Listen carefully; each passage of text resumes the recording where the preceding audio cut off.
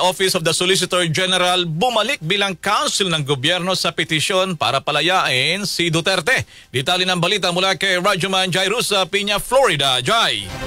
RMN Live Report!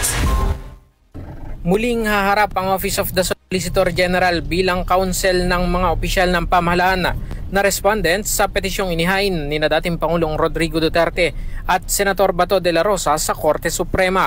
Ito ay matapos ang desisyon ng OSG sa ilalim ni dating Solicitor General Menardo Guevara na hindi na kumatawan para sa gobyerno sa petisyon na kumukwestiyon sa jurisdiksyon ng International Criminal Court kaugnay ng pag-aresto at pagpapadala kay Duterte sa The Hague, Netherlands.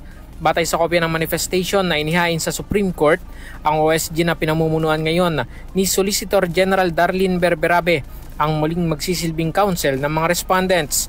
Bago ang pagbabalik ng OSG, ang Department of Justice ang kumakatawan sa mga opisyal na respondents sa kaso. Samantala, naghain na ng komento ang mga respondents sa petisyon ni Duterte at De La Rosa na humihiling ng paglilinaw kung obligadong makipagtulungan pa rin ng Pilipinas sa ICC kahit opisyal ng kumalas dito. Hiniling din nila na ibasura ang very urgent manifestation ni De La Rosa dahil umano sa kakulangan ng merito. Naghain si De La Rosa ng petisyon upang harangin ang posibleng pag-aresto sa kanya ng ICC matapos ihayag ni Ombudsman Jesus Crispin Remulla na hawak na nito ang kopya ng arrest warrant laban sa senador.